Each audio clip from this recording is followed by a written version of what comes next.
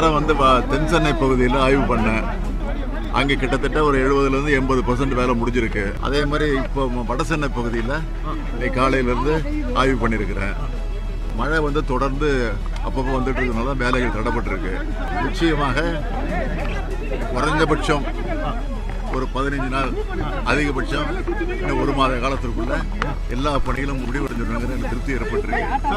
அதனால இப்படிப்பட்ட மழை வந்தாலும் அதை சமாளிக்கக்கூடிய அளவுக்கு பணிகள் நடந்திருக்கு.